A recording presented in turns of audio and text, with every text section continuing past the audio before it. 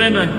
մեր Տեր Հիսուս Քրիստոս եկավ սիրելիներ մեր կյանքում այսօր մեր մեջ հոբելյանական տարին եւ ավելի կարծես մեր քրիստոնյաներիս համար պիտի ասեմ հոբելյանական կյանքը հաստատելու իրական կյանքը որտեղ չկան հատուկ օրեր ու տարիներ այլ միշտ մենք բոլորս միասին բոլորս միմյանց հանդեպ պիտի ապրենք փոխադարձ սիրով փոխադարձ հոգատարությամբ ու փոխադարձ հարգանքով որովհետև դրա համար Աստծո որդին եկավ աշխարհ խաչվեց մեր մեղքերը վերցրեց իր վրա բայց նաև հարություն արավ եւ եթե ուզում ենք իմանալ Հիսուսի խաչելության նախաօրինակներ կա այս դրվագի մեջ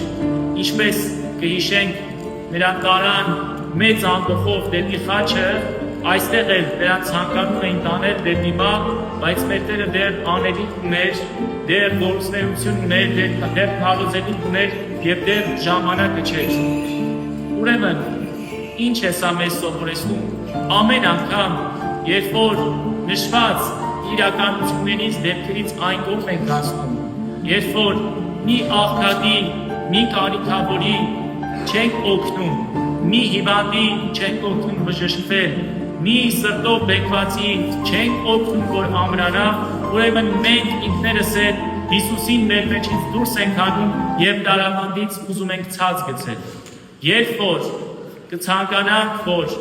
մեր միջոցով որևէ մի կարիքավոր օգնություն ստանա, որևէ մի հիվանդ բժշկվի, այն ժամանակ էլ Հիսուս մեր կյանքում հարություն կառնի եւ իրական հրաշքները նաեւ մեր կյանքում կլինեն։